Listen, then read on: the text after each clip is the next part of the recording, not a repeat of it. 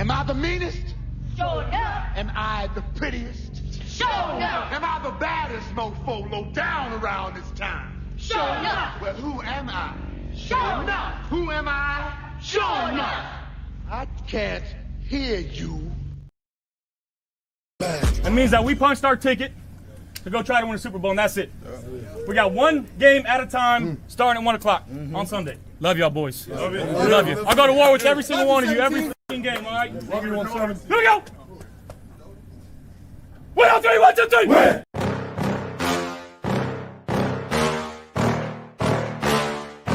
Yeah. Please tell me that I can't, that I won't, that I fail, that I'll never make it out, yeah.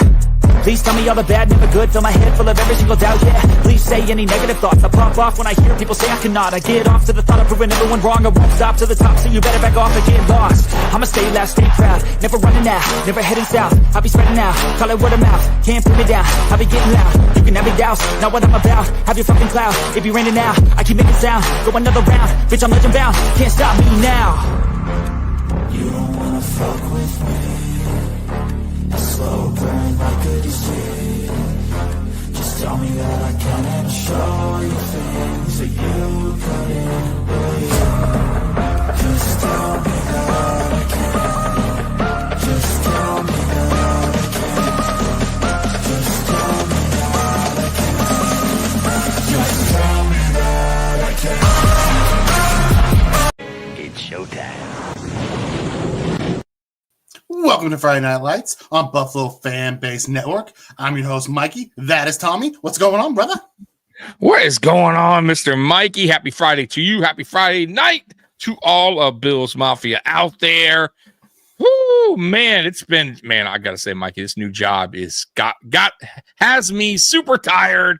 And I'm just, a lot of energy drinks. And I'm trying to get used to it. Trying to get used to these 12-hour shifts. Not easy.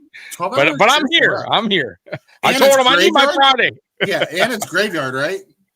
6 p.m. to 6 a.m., man. Woo, that's rough. That's rough. It's rough. Yeah. But I'm here. Here's the thing. You went live on Monday. I did. I went live with Jarek. 2.5 hours. Did not plan to go that long, but I haven't spoke to Jarek in a while, so I was interested to hear what he had to say about the offseason. We had King Aramis join us for about an hour. We talked about the James Cook saga, which we'll get into tonight.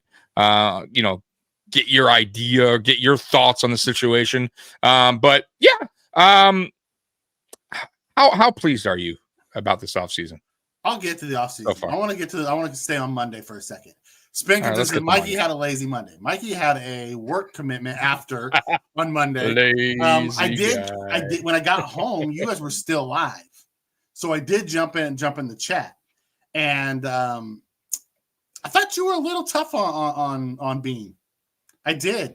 And we'll get into that tonight. I thought you were a little tough on him. But I really enjoyed the conversation you guys had going on Monday night because you saw it from a lot of different, our chat. Half of them were, with you. Half of them were like, I'm not really as worried as it needs to be, but we'll get more into that. But I thought you guys did a really good job Monday night. I enjoyed enjoyed sitting back and listening and then giving you crap from the chat. From the sideline. I saw that. By the way, there is a poll up. Which I'll monitor here and there, but it's how are the Bills doing so far this offseason, or the grade? What would you grade the Bills offseason so far? So right now we have 6 votes going. By the way, the people that are watching on X, look, I'm getting used to it calling it X now. The poll is obviously on YouTube, so if you want to join in on this poll, go over to the YouTube channel and you can go ahead and make your selection. But how would you grade the Bills offseason so far? And it's A, B, C, or D. Right now, A, 33%, B, 17%, C, 33%, D, 17% with 6 votes. So I'm very curious to see how this goes by the end of the night. Because if on Monday I did cast my vote in the chat, and I was at a B. I think it's been a solid B so far. I've liked the moves. Now the suspensions, I could have done without, but does it really change my grade? Not overall. Like, listen, we've had people in and out of the lineup a bunch, and our defense was horrible last year. Yeah. And our offense carried them, and we still won a bunch of games. So really, we won't know how bad it impacts until we see our schedule. The first 6 weeks of our schedule is going to say something. But if we go, say we go, 2-4 or 3-3, are we really going to, say it's because we didn't have Ogunjobi and Michael Hoyt? Is that really going to be the X factor of why we won and lost?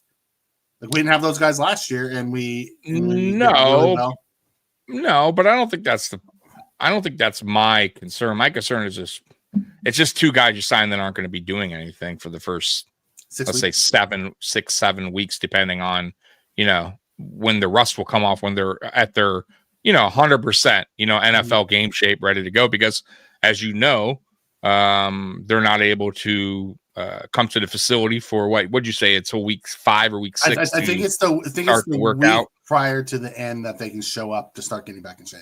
Yeah, exactly. And that's getting back into shape. That's not really when the lights come on, you're hitting, you know what I mean? So I would say by week 7, week 8, if we're lucky, where we see what we signed, what we got out of it. I'm guessing week 10 is really when you're going to start seeing them, because I think maybe I'm trying to be optimistic. No, I really, but here's the positive spin to it.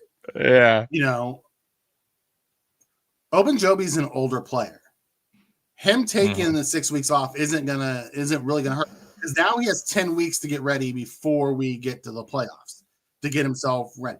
Where we want these guys to shine, like, I don't want the top, defense in the regular season. I need that defense to show up in the playoffs. I've seen what the top ranked defense looks like in the regular season. I don't give two shits about that. I only care what happens once we get there. I understand that. I'm with you. I just, once again, I just feel like what we're doing, what Bean's been doing over the course of the past two seasons or so, is just kind of bargain bin shopping, which I get. The salary cap, you only have so much to spend, but I think it kind of caught up to us this year. I kind of almost feel like we just go into every year he has a lot of hope for what the roster already looks like. And we're just kind of adding little pieces here and there that are just fillers. They're almost just like little Band-Aids for problems that we really do have, that we're trying to correct either in the draft or maybe when we get money in free agency. But I feel like we haven't addressed a lot in this free agency. You know what I mean? I feel like the positions we need, like corner, we haven't really. No, we haven't. Anything. And I don't know if you saw the news from the beat reporters, but they reached out to Rasul's agent, asked about it, and they said no. The Bills have already told Rasul they don't want him back. Yeah, and I kind of figured that. Now, we did sign Dane Jackson, and which is a signing that for depth. Yeah, for depth, right? But that does nothing as far as moving the needle. We know what Dane Jackson provides. Once again, good depth player. He's a low 4-spot starter. Low floor spot. Yeah, I'm happier with him than Kyer, put it that way. Like, I'm cool with Dane coming in and taking Kyer's spot as far as depth goes, but that's not. We need help. We need help in corner. And I knew Rasul wasn't coming back. I think a lot of us knew that. I was surprised DeMar was re-signed. That one shocked me too, especially because it happened after we signed Forrest. Right. Yeah. So it is what it is, but I feel like we still need help on the defensive line. I understand we got Joey Bosa as for edge, but we still need that, defensive tackle. I would like Calais Campbell. We're going to go over, by the way, tonight, guys, the best available free agents on both offense and defense, because I feel like Brandon Beane still, this is what he does. He waits for a while and he picks up the guys that are kind of floating up there still. Until after the draft, and then we're which is totally fine. We do that a lot. So we'll see. But to date right now, we haven't really. I haven't feel like this team hasn't changed. You know what I mean? It hasn't really gotten better. It hasn't gotten worse, but it really hasn't gotten better. And the reason we haven't gotten worse is because we didn't lose anybody that I feel like has made this team worse than it was last season. Like Rasul Douglas leaving. And this is the same team that was in the championship game last year. Exactly. So I disagree with you. I think we have gotten better. Yeah. I think we've gotten better at the end. Replacing Bosa for Vaughn, I like that. I think Bosa is a better player than Vaughn at this stage. Okay. I do think that Hoyt is a better backup than Smoot. So I think we've upgraded at backup D end. I think Ogunjobi's better than any of the D tackles that we had last year as backups. We'll see. I mean, when it's time, when he's available. Yep. But I do think that. But what we do need is a corner. We do need a one tech. We need a big body one tech. Now, I truly believe the Bills Mafia wants a one tech cares more about a one tech than the front office and the organization does, because they haven't done it in years, and we've been pounding the table for a big body one tech for a couple of years. Because when you get someone who can eat space, that opens up Ed. When you don't have someone who's eating space, they can double team Ed. He's a smaller D tackle. You need someone to take up those blockers and let him penetrate. It's odd. Yeah. Yep. Okay, so let's jump into the chat. I do have access to the chat tonight. That's right. Mikey has access now. Yep, I do. Free agency isn't about building a team. It's about filling depth and raising the floor. Here's the thing that I love what Bean does every year, because I think Spen's right. Bean fills all the holes, so he isn't pigeonholed and have to take someone in the draft. He can just take best player available. He has guys. Even Dane, as much as I don't want Dane to be the starter, if we don't sign a corner before the draft, Dane wasn't bad the last time he was here. You can upgrade from him, and maybe we grab a high value corner that hits again, or we find another diamond in the rough corner that McDermott always seems to do, and we place him on the opposite of Benford, which is great. I want to see us get another young big body. My dream scenario is to take, the kid out of Grant out of Michigan. I don't think Grant's going to be there. Yeah, I don't think Grant's going to be there. We'd have to trade up. Yeah, and I just don't see Bean doing that. I can see us going corner at 30. I can see us trading back. But why not? Why not? Like, why doesn't? See, that's my point. That's my point. And Spin, I get it. I can answer that question. Hold on. I get it. I get where Spin's going real quick with that all. But how's it worked out? Listen, we're a good team, but running it back over and over without you gotta sometimes take some chances, take some swings, including in the draft. We had a chance last year. Could have got Brian Thomas. You could have traded up. You could make moves once in a while. You could roll the dice on some things. I don't feel like Brandon Beane does that a lot. He did it with Von Miller, but it's like he doesn't do it a lot, though. And I feel like, will he do it this year? Will he trade up to get the guy that could be a difference maker? Is what I'm saying. Is it worth it to trade up for him? You know what I mean? Like, why wouldn't it be worth it? Is what I'm saying. So, like for instance, Kenneth Grant, right?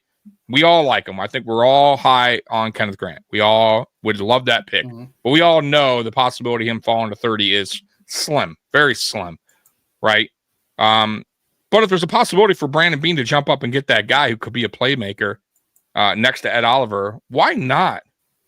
Why not get rid of one of your draft picks that you have so many of to better the team instead of hoarding draft picks and trading down or getting more additional draft picks? That's been my problem with Brandon Beane. We haven't moved up since the Dalton Kincaid. I don't even consider that moving up. We moved up 2 spots. I'm talking moving up, right?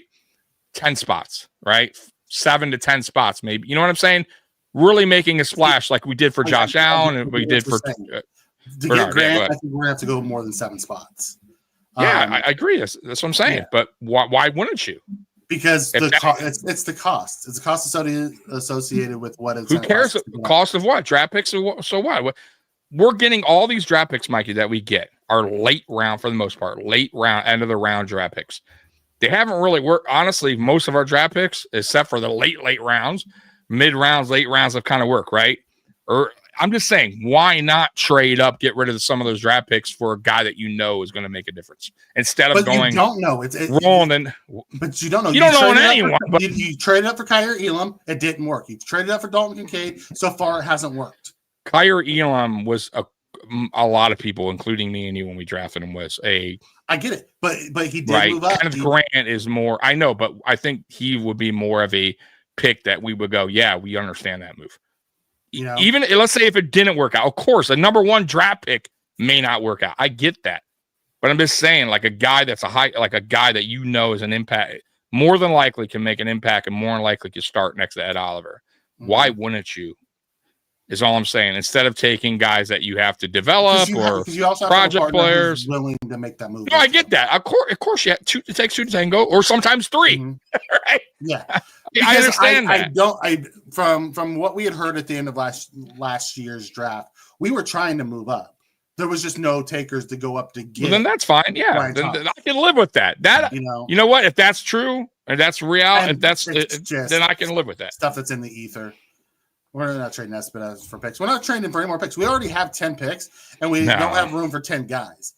And the reason why you don't go from 30 to 15 or 30 to 10 or that is because it's going to cost us this year's one, next year's one, and probably one of our twos this year. It's going to cost, like the amount it costs to go up nowadays is astronomical. For a player that is no guarantee is going to be a big hit. I get it, but listen, sometimes, Mikey, you got to take those roles, man. Just like, listen, for instance, Brian Thomas Jr. I understand what you're saying there, but he also, let's just say he would, you never know. He could have been a bust, and we still trade. That's a chance you take. It's a roll of the dice. But you kind of, if you're taking that role, you kind of know, or you kind of have a strong feeling that player is going to be productive, right? He's going to be an impactful guy on your team. I'm just saying, for the most part, of course, bad things can happen. Of course, it could not work out. But you have to take those gambles once in a while, Mikey. You can't just be like, oh, you know what I mean? Like that's the whole part of being a GM. Like that's the thing. You take those chances sometimes. You said I just feel like Bean doesn't. I feel like he tightens up. It's funny because you said the same thing in the offseason. You wanted him to take a swing. He took a swing for Bosa, and you're killing him for the Bosa thing. I didn't like the swing. Bosa. Well, it depends on the swing, right? So it's what he don't take this. It only takes certain swings. Yeah, like listen, come on, you know that. Like Joey, I'm just saying, you're not gonna. For instance, Von Miller, right? That was a swing because he was an aging player, but I got it. Like I understood it. Some people didn't. You understood it. If you remember when we signed Von Miller, there were some mixed opinions. Oh, he's an aging guy. Why would we give him all that money? Like, and then there was some, and remember me and you would be like, hey, he brings right up for Josh. No, I know. Listen, I'm just talking about Von Miller, right? Like the reason why we remember it was a big deal. I signed him all that money, and we were. What was our argument? Hey, listen, he brings, that's impressive. He still has some stuff on. Yeah, he locker room. He can help the players. He can do this, do that. He still has some juice left in the tank. Like we put all the positives together to make it go. Hey, I got that. I understand why Brandon Bean took the swing on Von Miller because he brings this, and this. I don't see it with Joey Bosa. Like this, and this. I just don't. The last 3 seasons have been mediocre, and he has not been healthy the last 3 seasons. Now, if Joey Bosa comes out this year and we use him, which I'm assuming we're going to probably have him on a snap count like we do most of our defensive players, and he stays healthy, fine. It's a great signing. If he produces. But if he doesn't, even though it's a 1-year deal, it's still kind of like a swing and a miss. Mm-hmm. And it's not a cheap signing. I mean, 12.5 is still 12.5. So I'm just saying, I wasn't crazy about it. I'm not saying I totally hate it, but I don't know if that swing was worth it, is what I'm saying. And I think a lot of people are more so on my end, but I could be wrong because I looking online, how I see a lot of people not thrilled about the Joey Bosa signing. Once again, we can all change our minds once football season starts, and if he produces, I get that, and I'll eat crow. But right now, I'm not crazy about it. Okay, and that's fine. But to say that he doesn't take swings, I think is inaccurate because he has taken swings. He hasn't taken the swing you want him to take, that you feel would, and he hasn't taken the swing that's hit yet. outside of Josh, the big swings that he's taken haven't hit. Because he didn't hit on Kyer when he traded up. He didn't hit on Dalton when he traded up. He didn't hit on Vaughn because he got hurt. So the swings that he's made so far, he's missed. Diggs. He's taken them. I thought Diggs was hit. He took a swing on Diggs and hit. Okay. But the most recent ones, he's missed. Rasul was a hit for a while. I wouldn't say that was a swing, for that year.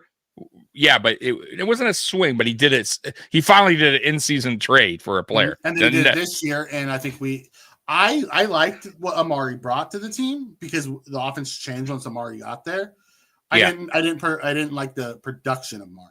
Like, we didn't use him. Odd, right? Like listen, man. I'm cool with the whole everybody eats thing mentality, whatever. Like, because it was working, but man, when you got a player like that, I'm just saying. Now, I don't know if he's lost it. Who knows? We'll see this season wherever he goes if he still has anything left. But he's still his numbers, his production before we got him was still pretty good, and it just seemed like when we got him, we didn't really know what to do with him. And then he got hurt, and then it was just like, I don't know. I felt like we could have used him better, and we just didn't know how to fit him in. I guess it was just odd, or maybe he did lose it. I don't know. Like, it'll be something. I am curious on that. Like, I'm curious about how Amari does this season wherever he goes, because it won't be here. I'll be shocked if he resigns in Buffalo. It just seems like we have no interest. I doubt he resigns in Buffalo unless it's back on like a 1-year cheap deal. It'd have to be super cheap. He also isn't getting much love out on the market. People were like, he's not. No, he's not. Well, last year probably didn't help. I mean, he didn't do a lot with us. You know what I mean? Or with Cleveland. But Cleveland, when you can go, okay, we get the situation over there. With us, though, you got to court Josh out MVP, and he really still didn't do much. Yeah, you know what I mean? Like, I think that's where GMs are going, damn, and who knows what he wants? You know what I mean? He may think he's still, on the high end, so a wide receiver 1. Exactly. Like, I wouldn't hate having him back, right. Because I don't love the receiver draft class this year. I don't think it's super deep. What is deep and this is the reason why I don't think we're going to move up at all for the grant is because it's super deep on the defensive line. Ton of edge rushers, ton of defensive tackles. It is super deep. It's like 4 rounds deep. You have your elite tier, the Grants and the Grahams and those guys. Then you have your next tier where you have the Nolans and the Alexanders and the Harmons, but then you have the we have the JJ can't remember like Pearls or something like that out of Ole Miss. You have Jamie Caldwell, there's so many of them. Then you have Morris out of Texas. Like there's a ton of big bodies that are coming out this year. That'll be nice to watch. They have a Jordan Phillips coming out. Yeah, I heard. Yeah. Hey, that's another JP. Yeah, you're right, DG. Diggs was a hit, but his extension was a whiff. But you know what's funny about that, though? I think we all understood why. We all were cool with the extension. Like, I don't. Yeah, and then we understood why he whiffed on when he got rid of it. Is because it was messing up the internal locker room. Right. Exactly. All right. The most interesting man in chat keeps popping things in here, so let's hit it real quick. Hello, Tommy and Mike. Yeah, big news. I'm the winner for me to be in the Colts Hall of Fans. That's awesome. Oh, good for you, buddy. All right, well, awesome, man. When you get that, send me the picture of it in my email, buddy. Tom, I'm getting ready for me and my Hamilton County Chargers. If we win both sectional basketball games, we'll be playing at the States. That's awesome. I hope you get that trophy. If no one signs Coop, I'm all for him. Come back from vet minimum, heal up his arm, and give him another chance. I think he played through injury at the last half of that year, too. I don't think he was ever actually right. No. Weird, right? We have players with the same Keon and him. Because Keon was never right after he got hurt. He was not. I didn't like how they dogged on him. I got to be honest with you. I didn't really. They must have saw something in the second half of the season. Something happened, or maybe his attitude towards training. Because it's just weird how they would call out a guy that was hurt and how he came back after. Like, he's a rookie. You know it. Two, you kind of know that Keon Coleman's in a way a project kind of that you need to work. So why are you? What did you really expect? You know what I mean? Like, I'm just saying, like, so for him to like dog on him, and I don't know. You're right. Dogged on him. He definitely pointed him out. So it was more so McDermott than it was Bean, because Bean talked him up. Yeah. Yes. So my thing was Cook. Remember, like, on the offensive side, he does weird things to guys. He does. Yeah, it's just weird. Like, why? I don't understand. Unless, like I said, unless he felt like his work ethic and training wasn't, or practices weren't good. I don't know. You know, who knows with McDermott. But right, when you look at him, he was also benched for a half because he came late to meetings. Yes, I forgot about that. So there was other things. So there was, see. So there could have been. So maybe. Exactly. You know? So he's doing. By the way, he's doing his rounds on. And he speaks nothing but praise for the Bills organization. Yeah, he's young, a little immature still, which is fine. He's young. And I think, like, in time, he'll get more as we all get older, you get more mature. I just like, and I know people, by the way, when we went on Monday, I think people got my words or people got what I was saying wrong when I was saying Keon Coleman needs. I'm hoping Keon Coleman puts that extra work in the off season. I wasn't meaning like he's not that kind of person. Like, I was just saying, like, players like that, like certain guys on this team, and even the best ones, even Josh Allen, who probably doesn't need it, still will do it because he wants to better himself. Like, that's what you need to do in any pro sports and any pro athlete. I feel like if you want to get to the highest of the highest, right? Like Kobe Bryant, right? Kobe Bryant never stopped working, right? Like, he was obsessed with it. And I feel like certain players just don't have that in them.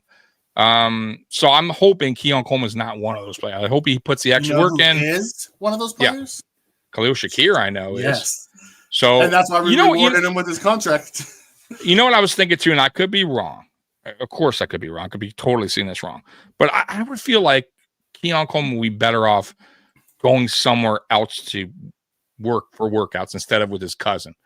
I'm just saying. Now, I could be totally wrong. Maybe they're all business and they're out there, you know, really working hard, busting their ass. But I feel like if you're paying somebody, right, like Eric Moulds or whoever, right, like a specialist, then you're going to put that work in because one, you're paying them. Two, that guy's not going to let you slack off or bullshit around. Like, he's gonna push you to your, you know, limits, right? I just feel like maybe that's like, I don't know. I could be wrong, but I always feel like players should do that instead of staying family. And I don't know. I could be totally wrong. Diggs has his crew in Florida where he'd always go and do it. Yeah. But it was his crew. But still, you know, like, he put the work in. That's one thing I will say about Diggs. Diggs put the work in. He did. Like, Diggs was always ready to go. Yeah. Would you welcome him back if he wanted to sign here? Absolutely, I would, but he won't. It would be no way. Him and McDermott would have to patch that out big time. I just can't see it. I don't. For some reason, I gotta say, man, I think McDermott with coaches and certain players, they don't match. It's like oil and water, and I feel like maybe it was good for a little bit with Diggs and him, and then it got oil and water, right? That one off season kind of ruined it. It just, I felt like the last 2 seasons Diggs was here, it was boiling like that tensions were higher than we all thought, and it finally showed light when minicamp started and that whole situation. There's no, I just can't see it happen. That'd be like us going, hey, I wonder if, like, let's say Brian Dable was available. He got fired, and we're like, hey, should we bring back Brian? Like, no, like, you know what I mean? Like Chad Kelly, like, you know, like the receivers coach. Like, I just feel like something happened there. He ain't ever coming back. You know what I mean? Like, certain guys, like Leslie Frazier, Chad Hall. I'm sorry, Chad Kelly. I keep saying Chad Kelly, Chad Hall. Leslie Frazier. You know what I mean? Like, certain guys, I just feel like, or players. Who else left? Kuna Ford, Quentin Spain, you know what I mean? Like these guys, Tim Settle, you know. I just feel like certain players I don't know what it is, man. I feel like, but that's probably every team. Every team probably has that same issue. Yeah. I want to say that too. I'm sure every coach, there will be some players that just do not like their butt heads. Don't fit the organization. It's wild because Puna Ford couldn't get on the field, couldn't get a jersey. It was and so then he goes odd. somewhere else and he's dominated everywhere else he's gone. But here the coaches didn't put him out there. Yeah, Kyer Elam too. By the way, I'm sure he has so much to say. He won't. He's young, but I'm sure he's not. I'm sure he's happy as hell that he got traded. I hope I hope he goes out and tears it up. Dude, I hope. Listen, I hope so too. Like I do. Like but while he was here, he did nothing. He was a waste of a draft pick. But I am very interested to see what he does now that he's given a fresh start somewhere else. And once again, players around the NFL, sometimes when they're given fresh starts, they excel. So sometimes they don't, right? Sometimes they, who's a prime example of that? He didn't excel big time. But our old receiver, Zay Jones, when he left, did all right for himself for a little while. He went to, right? He went to Vegas. Jacksonville, right? And Vegas, you're right. And then Jacksonville, right? Yeah, and he did really well in Vegas with Gruden. Yes. And got a nice little contract. Jacksonville. And then, but still, but you know what I mean? Like a player like that, like we all were like, oh, this guy's terrible. He goes and does all right for himself. So we'll see what he does. Yeah, I just don't get it. Like McDermott just clashes with certain people. Yeah. He clashed with Cook at first, remember? He did a little bit. Yep. It's wild that the things that McDermott does to the guys on offense. He doesn't do it very often to the defensive guys. No, he doesn't. It's more on the offense. Yeah, it's true. Putting him in his doghouse. Yeah. Yeah. That was absolutely insane. Like, of course, it was during our drought years, and when Buffalo was. Thank God it was during that time. Like, it wasn't during this run. But when I remember hearing that story, I'm like, in the video. I think there was a video I remember seeing. I swear I did. But what was like? Wow! Like, of course, right at that time, if it was something crazy happen, it's gonna be a player in Buffalo. Like, what else could go wrong in Buffalo? All right. So we're going to do some grading of what we've done so far. Transaction by transaction. All right. We're going to start with re-signing some of our practice squad guys. Shavers and Virgil are both back. What would you give that as a grade? All right. Say it again. Who's Shavers and Virgil are back. I'm giving it a C because they haven't done nothing yet.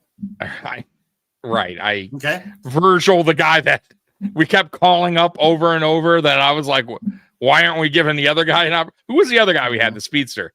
And I'm sure it's not on the team anymore. Hamler, he's back. Is he KJ Hamler? I think so. I'll have to look. Okay. Honestly, I could. Is he okay? So Virgil, C. I get sure C. Whatever. That doesn't do anything. Michelle Davidson and Branson Dean and Alec Anderson were all brought back. Alec Anderson, I do like him. He brings it. Though I hated what he did in the playoffs over and over, which was what was he going offside? He was doing the not checking himself in. Yeah.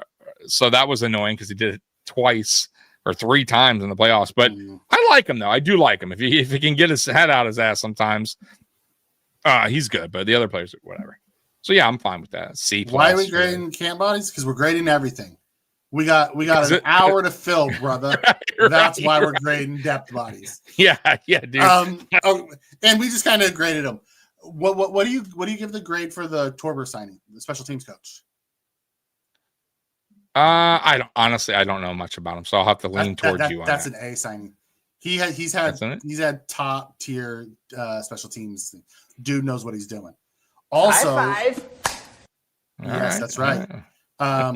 Also for the strength and conditioning, we promoted within, but we also brought a former one who retired last year, and he's actually a former Super Bowl champion with everywhere he's been. He's been a Super Bowl champion strength coach.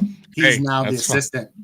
So that's fine. We're bringing in veterans who know what the hell they're doing. The guys have been there, done that. Okay, cool. I'm happy with that. That's fine. All right. I'm good with that. So let's get into the real signings. All right. Khalil Shakir. Make Spin happy. All right, Khalil Shakir. That is an A for me, for sure. It's definitely love Khalil Shakir. I said he was going to be our number one last year. I was right. He pretty much was our one. I'm expecting more from Khalil Shakir. I still don't think he's reached the ceiling. So yeah, I'm totally cool with that signing. I love Spin. He's like, okay, then I get it. A plus. All right. So the next one is the release of Sam Martin. I loved it. A for sure. I loved it. Like it was. Not that I thought Sam was bad last year. Yeah, he actually was.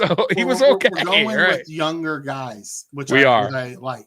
With a bigger leg, which is what I've been saying. The Bills, listen, man. Like I know it's just a punter, but change. When you could punt a ball in Buffalo weather, more than 40 yards is pretty important, and that's what Sam Martin kind of struggled in. Didn't have that pop in his leg anymore because he was aging, and he never really truly was a big-legged punter. So I'm cool. I'm cool with it. With the guy that we have for Camarda. Camarda, who's our new punter. Yep. I'm cool with it. I think he's Australian, right? No, I don't think so. No, I thought he was. Somebody told me he was. He punted for Georgia during the national championship. I don't know why I'm thinking of an Australian punter. I don't know. There is an Australian punter. There's a couple of them.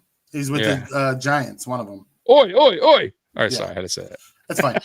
The release of Vaughn, you good with that? Yeah, listen, I think we all kind of knew that was going to happen. Saved us obviously got us some money back, the cap. But I tell you what, he didn't have a terrible year, but it was time to move on. You know what I mean? And I'm he totally comes back on a vet minimum deal. I'm okay with bringing him back too. Yeah, that'd be fine.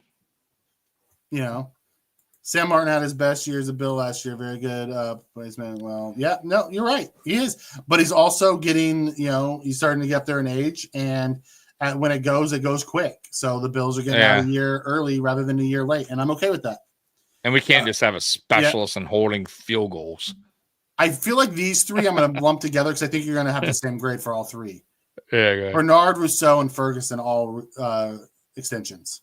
Yeah, it's an A for me for sure. Rousseau's going to wind up being a cheap deal. But by the way, in my opinion, look at it this way: cutting Vaughn and signing Bosa makes Bosa only cost like $4.5 million.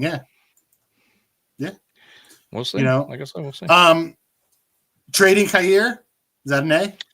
For sure. I can't believe we got what we got for him. I can't believe we got anything. Like I thought for sure he would be cut. I didn't, but Bean's good at that. I will say that Bean is pretty good at guys getting something for players that probably aren't going to make the team. Bodine. Right. I know what I'm saying. So he got something for AJ McCarron. Yeah. He was terrible. He got something for Boogie Basham. Yeah, Boogie Basham. Yeah. But at least Boogie was second round. We got a 6th-round pick this year from the Giants for Boogie. Yeah. I think it's our pick 177 we got for him. He's good at that. He's good at taking our crap, getting something in return. A+ on the Elam max value. Yeah, I got a 5th-round pick, which is Bean's sweet spot. You're 100% right. That is 100%. What about the re-signing of DeMar? We kind of talked about it briefly. Listen, he's going to come in and probably going to, compete as long as he isn't the starter, I'm good with it. If he's the reserve, I'm 100% okay with DeMar. I don't want to go through another year of him as a starter. I don't. Exactly. So I'll say C+ because I like the guy. I think the guy has he offers good depth. You know what I mean? And he's a good story. He's a good dude. He's seems like a good guy. You know what I mean? I don't hate the guy. I don't hate the player. So, as long as he doesn't start, then I'll be like, oh God, here we go again. As long as he's not a starter, I'm gonna spin. It's definitely an A for resigning him for the $2 million. Because he's one of the best backup safeties in the NFL. He's a great special teams guy. If he's not starting, it's a fantastic signing. If he's starting, that means the Bills think of him way more than I do. By the way, on this poll to get you guys up to date. So how would you grade the Bills offseason so far?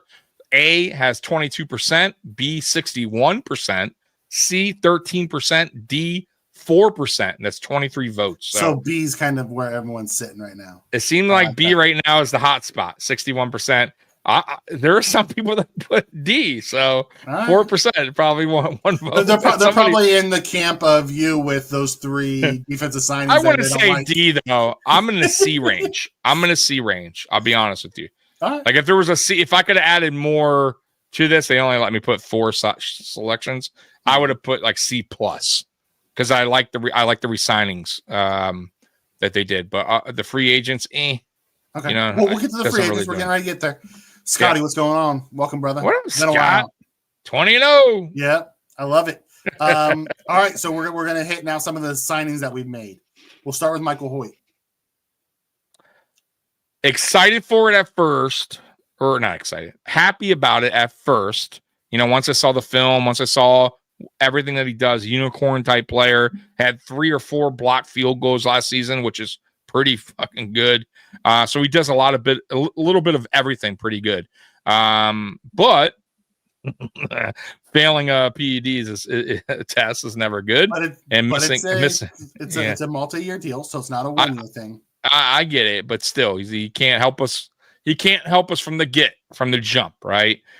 So not that he's this impactful guy that we need, but if you look at the stuff that he does well, yeah, we're going to wind up using him, and he could provide things that we do need, you know, right? Like blocking field goals, like he had 3 or 4, like, yeah, that's pretty important. Pushing, you know, defense, edge, getting to the quarterback, getting pressure. Like he does a lot of little things, right? So yeah, in a way, we are missing something for the first 6, 7, 8 games that he's really not, you know, 6 for sure is not available. And then 7, 8, who knows when he's available. Yeah. But yeah, it kind of, right. So it kind of stings a little bit, but I do like the signing of him. I understood it because I'll be honest, I didn't really know of him. And then once you were like, yeah, you know, this guy does this, and I looked over the film, and I'm like, yeah, he's a good player. Him all over the defense. Yeah. I like that, but not available. That sucks. He's not a game wrecker, but he's a chess piece. No, I like that. Yeah, high motor. Hopefully, it's not from the PEDs. Listen, guys, everybody got overpaid this offseason because the cap went up again, and they have to pay a certain percent. If you go and actually look at Hoyt's contract, it's not as bad as the paper announcement. So it's really a 2-year deal. I'm more probably a B plus on Hoyt because I like what they can do. I'm gonna trust that Bean and our D coordinator Bevich is going to have a plan for him, and it's not going to be like the offensive side when we go get a guy and we don't have a plan for him. Right. You know, if they because his versatility makes him fun. So, okay, the next one, Josh Palmer. What do you think of Josh? Josh Palmer. Okay. Love his separation. Good route runner. I was wrong. His hands aren't pretty decent. Okay. So I was kind of wrong on that. I don't know where I read they're above average. Yeah. You're right. Speed still lacks speed, which is not we need speed, but whatever. If he can create separation, he's a good route runner.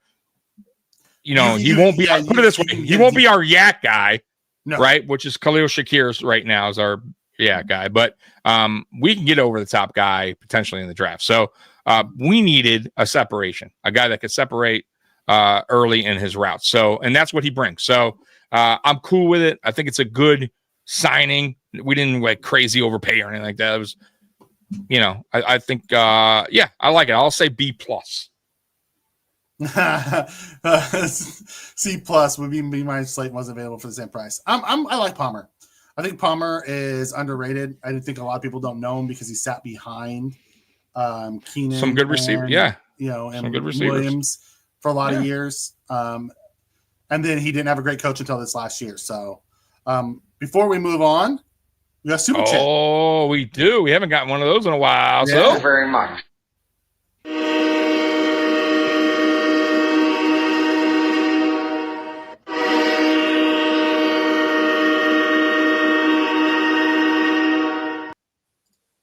Hit that horn, Tommy. One for your mom. Entering heaven, looking over you and our bills.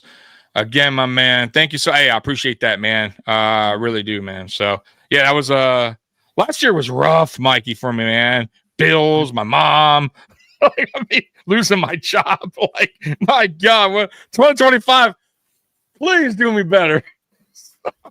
Right? Golly. But I appreciate that. Not a fan of our boy Palmer, and I don't believe it works out to be 12 million. I think it's actually less than that. So that's just like up to everything. Once you look at all the numbers, Palmer's a poor man. Amari Cooper and Matt Collins on steroids. Oh man, Spin does not like Palmer's ceiling is high. Hopefully he can reach it. Yeah. I like that he's a separator. Listen, we're not going to use any of these guys as a wide receiver one. It's just not going to happen. It's going to be spread the ball around. Josh had his most efficient year last year. Yeah. So yeah. I like Palmer for the offense, but I agree. I think we need field stretch. I think that's what we're going to grab in the draft. I think we're going to grab a speed guy in the draft. I really do. Royal or Bond or one of those guys. Hell, it could be Thornton out of Tennessee, a big-bodied speed guy. Let me ask you, can the everybody eats concept, which I assume we're going to run again, is that sustainable? Like, is that something most offenses are that? Tom Brady wasn't everybody eats. Peyton Manning wasn't everybody eats. However, let's go back to Tom. Tom had a Hall of Fame tight end in Gronkowski. We don't have a Hall of Fame tight end. I'm just being honest. So he did kind of. No, I know, but I'm saying he had a go-to guy. Like Gronk was the guy, and Aaron Hernandez. Let me tell you, before all that 1-2 punch with him and Aaron Gronk, and then Randy Moss had a hell of a year. Like he wasn't always depleted, though. I get what you're saying, but I'm just saying, like, if that's the mentality we're going in every year, how badly do they want to go out and get a top, a big time receiver? Let's say through the draft or free agency, right? They may not. Maybe they see this now as going, we don't need that. We could just kind of get these Josh Palmers and these 1-year signings because we're not going to really. We don't need. You know what I mean? Like we're not going to overpay on something or reach. No, I know. I'm just saying in general, like for Matt Collins, you know what I mean? I'm just throwing like just names out there. So, Curtis Samuel, for instance, like 2 year, 3 year, it don't matter. Like they're not really big time free agent wide receivers, or we're not trading up. So maybe that's why they didn't do it last year. Trade up. I don't know, but I'm just saying. Do you think so? You're saying you like this? You want to keep this? What we're at now, where everybody eats mentality going forward. I don't think it's going to. I think it's going to be done this year. Then once Joe leaves, I do believe it's going to. So you think it's just a Joe thing? Yeah. Okay. Did he have that? See, I don't know. Listen, you followed him more than I did. So if you go back and watch that LSU offense, it was an everybody eats offense. Okay. But he had Chase and Jefferson. And he had Thaddeus Moss, who was Randy Moss's son. He had Terrence Marshall, who just flamed out in the NFL, but was big then. He had Clyde Edwards-Helaire in the backfield. He had Joe Burrow throwing him ball. But if everybody eats with those guys, it's a little bit. But I'm saying the offense is the offense. The Bills had the best offense we've ever had last year under it, without all these big names. We did, but Josh Allen didn't have his. I don't think he had his highest amount of passing yards. Deep throws were also, I think he was the lowest in his career, right? Like as far as how many shots he took downfield. So I'm not saying we need to do that, by the way. I'm not saying go back and revert to Brian Dable or Ken Dorsey, first year. But I will be honest with you. I kind of do miss it a little bit, right? Having that, receiver, you know what I mean? Like, and I like Khalil Shakir. By the way, I still think Shakir could be a solid receiver, and I think will be 1,000-yard receiver. But you know what I'm saying? Like, I do miss those times where we had that high kind of this, Stephon Diggs, John Brown, Cole Beasley, Emmanuel Sanders. You know what I mean? Like when things were we were just chucking the ball I know we're different now. I know we're trying to be more balanced, but I will say I kind of miss that a little bit. That's all. But as long as we're winning, I don't care. I'm just saying I do miss it a little bit. that part of it. And listen, you can have your opinion because we got one in there from the Post Podium podcast. Is this Aramis? Hey. Is this one Aramis? Oh, yeah, it's Aramis. King Aramis. Yes. He says, no, it's a Sean thing. Please stop. You can have your opinion. I can have mine. I don't got to stop nothing. I'm the one that got the microphone. Come King on Aramis. in. No, you know who you're talking to? You're talking to the king. No, man. King. Hey, by the way. Lowry. Yeah. No, listen, I do think this is what Sean has always wanted. But if you go Prison Mike. Prison Mike. If you go back through what the OCs have done, like the first person to actually bring this model is our current OC. Dorsey didn't run that model. Dable didn't run that model. Before him, whoever it was didn't run that model. I'm going to slightly disagree with you. And I'm going to go with the Post Podium, my buddy, King Aramis, because we do agree on this a little bit. And I think you might too a little bit. I will say this about this. And like I said, Joe Brady a little bit more than I do in his coaching style, or at least offensive. Mm-hmm. I think Sean McDermott wanted things ran a little bit differently on offense. He butted heads with Brian Dable. I think Sean McDermott had a vision in his mind where he wanted this offense to be way more balanced than what it was. I think, like I said, Brian Dable and him butted heads a lot about how the offense should be ran. And clearly they don't like each other. And I'm sure that was. Where's my mic? That's one. I think Ken Dorsey coming in year one had that Dable-ish offense going. But by year two, you can kind of see where things were totally changed on how Ken Dorsey called the game going that year. He shit the bed. No, but I know, but our offense went a little bit different. That's the year we drafted McKay. We tried to go 12 personnel. We tried to run the ball. Like it really wasn't, we weren't there yet. Like we were trying to make something do. I think we were trying to force something that wasn't quite there yet. And I'm not saying Ken Dorsey's not at fault. Ken Dorsey definitely, and he's still trying to get to be a good OC. But I do think Sean McDermott wants things ran a certain way. And he does play a part of both offense and defense on how he wants the game to be called. And trust me, he definitely has his say. Now, I will say this. Josh Allen supposedly said, and he came out and said that, Sean McDermott has kind of exited out of the offensive room a little bit. Remember, he came out and said that last year. So that's good.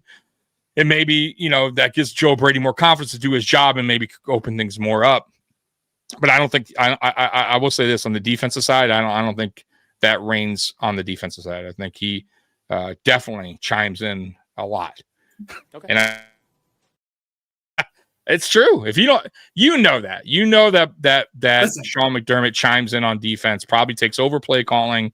On defense, but we're talking about offense. No, I know that, but I'm just saying in general, that's Sean McDermott, that's his thing, bro. Sean McDermott's he's the head coach. He's always going to have say. But do I think we're going to run this exact same offense once, Brady leaves for head coaching job and we bring in a new OC? No, I don't. This is Brady's offense. How do you know we're bringing a new OC? I don't think we would. I think we're going to have to bring in an OC. Nope, I think it would be within because that's how Sean does it. Yeah, and how did that go when we did that with we did it with Brady. We did it with Dable, Dorsey, Brady came in from outside after Dorsey was promoted. Yeah, but he was still on the roster under Dorsey.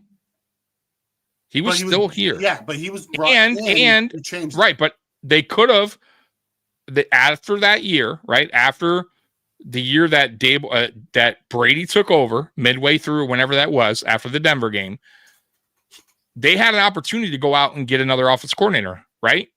They did. They chose to bring back Joe Brady as the OC, which I was fine with, by the way. I was totally cool with Joe Brady coming back because I thought Joe Brady made a big difference that year. But I'm just saying, it seems like he hires within more than he hires outside because he wants his guys. Like, okay, but almost I think we're losing the point.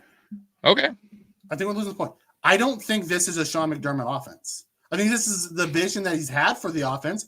division. But if we brought in somebody else, I don't think we're going to see the same offense. I think we're going to see a different offense.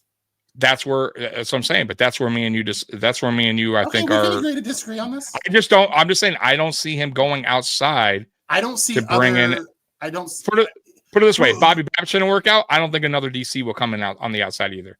I think it would be within. I can see us promoting from within, but the offense is going to go through changes because the guy who built this offense is no longer going to be here. The guy who's calling plays is the master behind the offense that we have today. Is not Sean McDermott.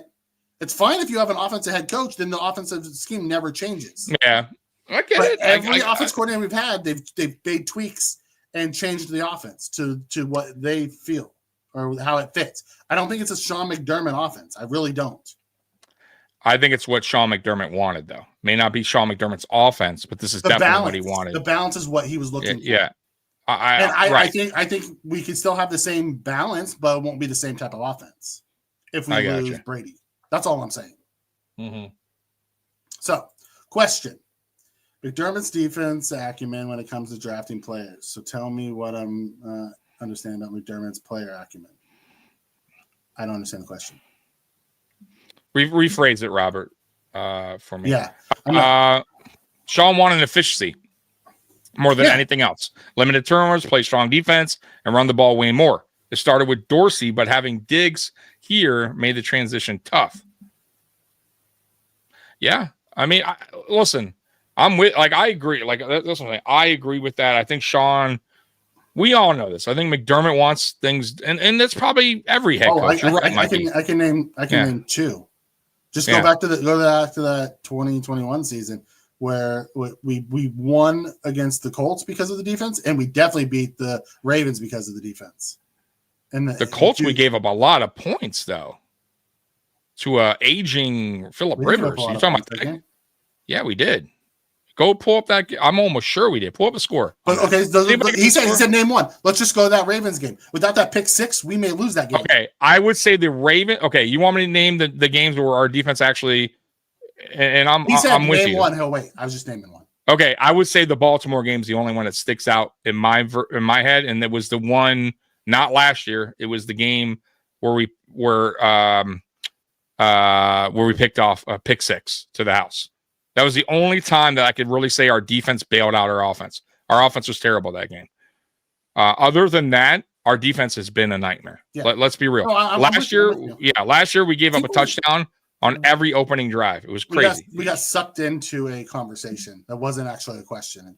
We got sucked into a conversation. No, I get it. Yeah. I'm just throwing that out there. Like our we all know. Listen, the reality is this: the defense has let us down way more than the offense. Yeah. And we have a defensive-minded head coach going into year 9, and we're sitting here talking about, for the most part, every offseason about how we can improve our defense. What can we do about our defense? What can we do about our defense? Now, yeah, we talk about our offense a little bit, but for the most part, our offense is fine. Like, our offense put up points. If you put up 30 a game, you should be winning most games, I love right? How you say they just put up points. We put up points they've ever scored in a season. Mikey, I'm giving our offense credit. I'm not shitting on our offense. I'm saying the defense has to. If our offense is scoring at a high rate, and our defense is not helping, eventually our offense is going to have a tough game here and there, especially in the playoffs. And that's where we have failed. That's where the defense has let us down time after time. You know what I mean? Time after time. Until McDermott changes his defense, it's going to continue. And that's what worries me about everything, about this team in general. Stubbornness. Like you watch the Chiefs get manhandled by the Eagles, but then the Bills couldn't stop them last year. Right. Like, at the end of the day, it is what it is. Like, right. And he doesn't. My thing is with this is like McDermott. Like he could. It's almost like he doesn't want to admit that his scheme isn't working. Right. Like he doesn't want to switch it up. Right. Like he has to prove that his defense, his scheme is the right way. His guys, his scheme is going to work. It's going to eventually come into its own. And it's not. The players he's bringing in doesn't work in the scheme. I see players leave this defense and play somewhere else, and they play way better I'm telling you, it's more scheme related than players that we get. Believe it or not. That's why I'm so curious about how Kyrie Elam plays somewhere else and how other players play. Like, we all knew Puna Ford should have had an opportunity. He didn't. Yeah. We all saw Tim settle. We beat yeah, no, I'm just saying. Yeah. Well, we bring it up. Go ahead. Yeah. No, it was in the chat. I got sucked in. My bad. All right, no problem. Ultimately, at the end of the day, I'm hoping these new coaches that we brought in, because we brought a new, someone's going to help with the D-line who's had success, and some of these other guys who do a different type of style of defense than McDermott. I'm hoping that they're going to be willing to, get a little bit more. You know what we haven't seen since the first year of McDermott is the twists and stunts on the defensive line. Right now, they just rush for it. Like, there's no games being played down underneath. I'm hoping to see that come back this year. Yeah. Robert asks, Mikey, tell me, do you think Daquan will be a week 1 starter? I think yes, no matter who we draft. They love their guys and they stick with their guys. Daquan's been in this organization for multiple years. Even if we went up and got Grant, right? Yeah. I think Daquan starts week 1.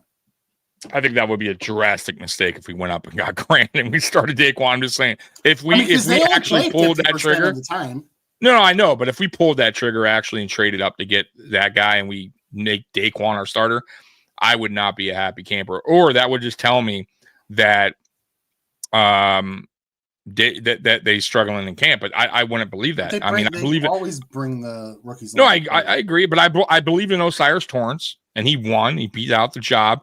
And listen, Daquan Jones is a shell of himself. We saw that last year. He's getting older. It's not helping. We've seen this before from guys like Star Lotulelei, who had one or two good seasons, took time off or something happening with him. He took time off for, the COVID year or whatever, and he just was a shell of himself. Never could get that back. And I feel like same goes for Daquan Jones. I don't think he's terrible. I'm glad he's getting up there in age, and he's had some injuries. But he's not the answer. Like, he's definitely not the answer next to Ed Oliver. We need better. 100%. I think he can be a fine rotational guy. We just need to have another big body there that can do it. Someone to take his spot, a young pup. That was a Frazier thing, not a Sean thing. The twist and stunts. Yeah, you know what? You're probably right.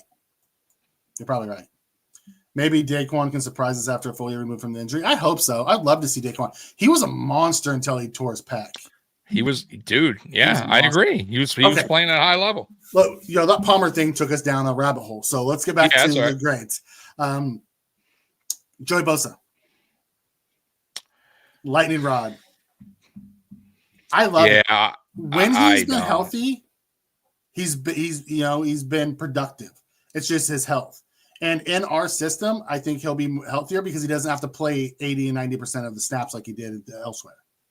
Yeah, I'm not crazy about it. I'll say I'm gonna say C plus because maybe he A plus just for Tommy. yeah, right. Maybe we get the version of Bosa that he showed at times with I don't need 15 sacks from Bosa. I need Bosa to be the game wrecker in the playoffs. That's where I need Bosa to show up. And last year in the playoffs, he did. Yeah. That's fine if he can make it to the playoffs, right? Do you guys think Vaughn will return? No, I don't. I don't think. I don't think so either. All right. Next one is Larry Ogunjobi. He's a 1-year guy, suspended for the first 6 games. I liked it until I found out about the suspension. Then it's like, what the hell, man? Okay, it's a D. he's an upgrade half the season. over Austin Johnson and Jordan Phillips. Right. I mean, is he? I don't know. When he can play. We'll see. Yeah. I mean, Jordan Phillips, when healthy in Buffalo, I'm not saying he's so unbelievable, but Jordan Phillips brings it. You know what I mean? I don't know what this guy Jordan Phillips going to be ready to get his mid-year call and come back and help us. It's just what he does. That's what he does, yeah. Derek Forrest. I love the Forrest pick. I'm a big fan. I think it's a B+ move. Yeah, I don't know much about him, so I'll go with your word on that. I did hear that he he's a hitter. Like the dude brings he's not just a hitter. He's also a really good range guy. He's a true free safety. Okay. The one thing we don't have on our roster is a true free safety. I would not be surprised if Forrest wins the free safety job, honestly. Okay. Hey, like I said, I can't wait for camp to open up to see, hear about these guys, what they're doing in camp for sure. Yeah. Hopefully all these guys are healthy, unlike last year when we went and got safety help and they were hurt the whole freaking time. Right. All right. Yeah. Let's go Chenault. Miserable. Yeah. Go ahead. Chenault. I think he's a cam body. He's just like Chase Claypool, just taking a chance on an old high pick. See if it happens. Right. Yeah. I'm with you there. Dane Jackson and Kendrick Green, they're backups. Yeah, C plus. I like Dane though, so I'll say C plus because he never. I'll say B minus for Dane because I think he gives us the ceiling as a CB2. It's a lower ceiling, but he could step in and start if we needed him to. But I want to see us have a higher ceiling there. He gives us a lower ceiling there. Yeah. I think they bring back Phillips over Jefferson. Yes, I agree. I think Jordan Phillips absolutely comes back. Samuel, A+ camp body. All camp bodies deserve A+. Yeah. I'm with you. What about re-signing Gilliam? Did you like that move? Yeah, I don't hate it, but they don't. I wish they would use him more as a fullback. Yeah, blocking because man, the dude can bring he's a special teams maybe special teams too. He's solid on special teams as well, but I really wish they would try to use him a little bit more in the run game on offense as a blocker. I'm with you, Spin. Let's bring Jordan Phillips back for the first 6 games. Here's the thing. I think you're going to have the first 6 games at D tackle. I think it's going to be Oliver and Carter, and it's going to be Daquan and whoever we draft as the one tech for the first 6 games. Because they're going to have to bring 2 guys on and then release 2 guys once those guys are ready to play. So it'll be interesting to see who it will be. It'd be something if we had 2 names, 2 D tackles named Jordan Phillips, right? You probably have to use their middle initial. So we got Phillips. We got 30 votes in, by the way. Okay. 20% A, 63% B, 10% C, and D has 7%. So somebody voted on D. So far. No, I you can't. I can't vote on my own, but I should. I should go on another channel and vote. What if they have the same middle initial? That'd be wild. That'd be wild. They had the same middle initial too. All right, Tommy. So that covers our transactions for this year so far. Okay. So overall, what would you grade the offseason up to this point? Happy about the re-signings. Not just players. Yeah, re-signings, the coaching hires, the players. So I'm happy with the re-signings, not crazy about the free agent signings. I think this might be our worst to date, though it's not over yet, and I could change my mind because I do feel like we will sign a player or 2 still, maybe after the draft, like Mikey was saying earlier, or at least before we got on here. So I'll go, because I really love the Josh Allen extension. I'll go B- on everything. We didn't talk about the Josh Allen extension, did we? No. I didn't even bring that up. Yeah, so I'll go B- because of that. I mean, the Josh Allen extension was huge. We wanted that, stamped, right? He ain't going anywhere for a long time. Love the Khalil signing. Bernard, obviously, as long as he can stay healthy. I'm sure they're working on Benford's deal still. I hope so. But he needs to prove he can stay healthy. That's my only concern with Christian Benford. Other than that, I love his play. The last 2 years, him and Rapp both have missed that final game when the Chiefs have, ended our season. Right. Not good. Nope. And the second that Benford went out of that game, they picked on Kyer. Right to him. At him. At him.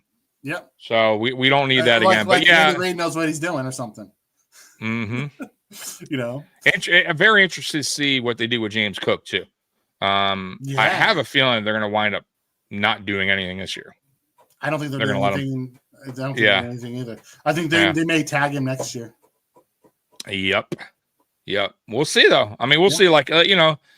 Listen, I'm all up for paying him, but it has to make sense.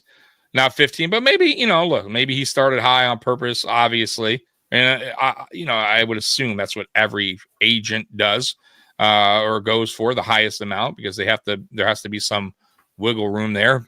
But I would say anywhere between 9.5 and 12 would be my sweet spot there. I wouldn't even hate 12, even though I think it's a little bit too high. But he is a playmaker, and I feel like he is getting better. I don't think he's reached the ceiling yet. And I think he's taking big steps over the last 2 seasons. So, which is something that is really good to see, right? So, we'll see what happens. I just don't know if Brandon Beane's willing to pay a running back. That's the only question. I don't know if Brandon Beane's gonna be willing to pay Benford the $25 million that all those corners are getting, and they're getting paid right now. Yeah, and for a guy who can't stay healthy, he has not completed 1 full season yet. Right, and that's the biggest problem. And you don't want to get caught up in the Trey White situation again either. But we'll see. And I really do feel like we do need to get faster in corner. We need to get a faster corner. That's one thing we lack is speed. I would love at that Amos. position. If we can get Amos out of Ole Miss, would be ideal. I love his game. I'm a big Amos fan. I like Maxwell. Maxwell's good. Maxwell seems more of a project though than Amos does. Amos seems like he could come in and just be, he could be a CB1 somewhere. Right. But Scott comes in and says, Cook and Benford holding out for top money. It's not going to be holding out because they get fined for being holding out, and neither one of them make enough money to offset what they would lose. It would be a hold in because then they're there and they don't get fined. But I don't think either one of them's getting a contract extension this year, anyways. I could be wrong, but I just don't see it. Yeah, we'll see. I think Benford would get it over before Cook. Yeah, but I don't think Benford's getting it after those 25 to 30 million cornerbacks. Right, but we don't know what Benford's going to value himself at either. You know what I mean? That's one thing. Most of our players aren't like out on social media saying what they think they should. Right? You know what I mean? So we have no idea what Benford is valuing himself at. He's letting his agent actually do it. My issue with Benjamin, honestly, Trek, is he has a hip injury, and I'm not sure I want to, when you start talking about hips and knees and ankles for a corner, that's never not good. Great. Now he has the ceiling of a CB1, a shutdown CB1. It's going to be how does his medicals look? Do they think it's going to be a long-term thing, or was it just this year? Because he's really good too. We'll get into those. If Luther Button falls to 31, give me a feeling in some type of way. Okay. He may fall. I'm not sure that the Bills will draft that because he's more of a slot player and the Bills have Khalil. So I don't think he fits the archetype that the Bills are looking for. He's really good. He's really fast and great hands and can run routes. And I just don't think so. I don't think he's going to fall to 31 though. I can see someone trying to jump the Chiefs to grab him. Although if Rice is coming back, Hollywood's back, and Worthy, that kind of gives you your 3-headed monster that you guys want, anyways. Rice, though, I would Juju as a wide receiver 4. I would say pay attention to the Rice thing though, because he hasn't yet gone through the NFL with the whole. Because for sure they're going to. He's going to get some sort of suspension for that. They didn't do it last year because he was hurt. I'm just throwing that out there. I would definitely, if I'm a Chiefs fan, I'm definitely watching for that. Because remember, the whole Vaughn thing was quiet for a while. I honestly forgot about it. I almost forgot about it. I didn't think nothing was going to happen. And all of a sudden, it didn't take place until like the end of week 4 of the season. Then he's gone. Right. And it's like, whoa, 4 games, right? Yeah. 3 or 4 games, something like that. So it's like, which is wild. So I would, if I'm the Chiefs, you have to prepare for that. And he's we'll coming off of an ACL and the injury. Yep, I didn't think about that. And the injury. Yep. Yeah, I get it, Weston. I don't think the Bills would be looking at him as he's more of a slot guy, and I don't see that we're going to be putting a bunch of slot dudes outside. That's my issue with this year's receiver class. There's not any of them that are great. It's like you have the top guys, and then you have a bunch of okay guys. You know what I mean? Right. They're not good. None of them are going to be wide receiver 1s. Not going to be those elite tier guys. So, we'll see how it plays out. All right, Tommy, you said you have something for us tonight. I got a couple things. So we got some free agents here that we can kind of go through real quick. Just guys, we'll run it through it real quick. These are the best available free agents on defense. So here we go. So we won't go through them all. So what would you like me to go under on defense? Tackle. I want you to start with defensive tackle. Oh, okay. So let's go DT. I need to find me a big fat boy that can fill in. All right, here we go. Next to so these are the best right now, or not the best available. These are the available free. Yeah, Leki Fatu, I think is how you say it. He's been rumored to us. Okay. You know? Anybody else here that you? Hey, there's JP, Jordan Phillips, Quentin Jefferson, Pecco. Not a lot here. That's it. Most of the big ones are already gone. So go up. Love Taven Bryan's game. Don't think he's a fit for our system. Okay. Love Raekwon Davis's game. Don't think he's a fit for our system. Okay. So nobody here. I don't. Yeah. Fatu or however you say his last name. Yeah. I think he's the one that would fit that one tech that we were looking for. But he's a 26-year-old coming off of an injury-plagued season that doesn't have a lot of success in this league. Okay. We'll go defense line. And best available. Sorry. Anybody there that you like? Raekwon, DeMarcus. Jerry Hughes. Jerry Hughes still playing. Before you go on, I need to hit this. Yeah. Weston says we have the best interior O-line in the league. You did until you traded Tooney. Now you'll have two of the three. So it'll be interesting to see. You guys did sign an offensive tackle, more from the 49ers. So it'll be interesting to see what he looks like. But trading Tooney, which it sounds like you guys are going with the get out a year before, not a year late. A year early, not a year late model, but I'd love to see who they're going to slide in to replace Tooney because that's a big loss. Yeah, it is. Tooney wasn't a tackle last year until late in the year. He was an interior, and they did have one of the best interiors in football when Tooney was inside. So, all right, sorry, you were looking. No, you're good. You're good. So anybody here? I mean, the one that sticks out for me the most, who I would love, is Campbell. Love Calais Campbell. Yeah, ideally, you can play DN, you can play D tackle. You can put him anywhere on the D line. And I still think he has some juice in the tank. And he would fit our rotation system. And he brings that leadership too, man. You know what I mean? We always look for leadership quality, veterans that can actually help out the younger guys. That would be it. Like he's the guy. You know what I mean? The mentor, and he wouldn't be a lot. Ah, okay. See, and so that's my point. It wouldn't even be a lot to bring this guy in. You know what I mean? Like I don't understand why you wouldn't. He might he may not be us. I mean, maybe him taking his time to find out if he even wants to play. No, that's true. Like he can be searching of last year. He was, but he also did say to Miami at some point if they weren't going to remember to trade me so I can be on a. So it to me still kind of sounded like he still wants that, to get the opportunity. So maybe he's if he does continue to or wants to play still, he's looking for a contender for sure, contender that would make it worth his while to stay around. You know what I mean? Because he does have it still. I still feel like he has a little bit to offer, and that would be a perfect player to bring in here, man. I'm telling you. Yeah, I don't think Hughes or Vaughn would be willing to take practice squad deals. I just don't think so. No, fuck no. Vaughn. If I'm Vaughn, I'd he's not taking a practice squad deal. I'd retire. Vet minimum, maybe, but he's gonna have some type of role here. Yeah, I if I'm Vaughn and that's all that I'm getting around the league, like I agree with you. I don't think we're gonna sign another D tackle either. I think if we do, it's gonna be just some random D tackle that's gonna be on a vet minimum deal. That's gonna be a camp body because I think we're gonna draft a big boy this year. It'll be interesting to see.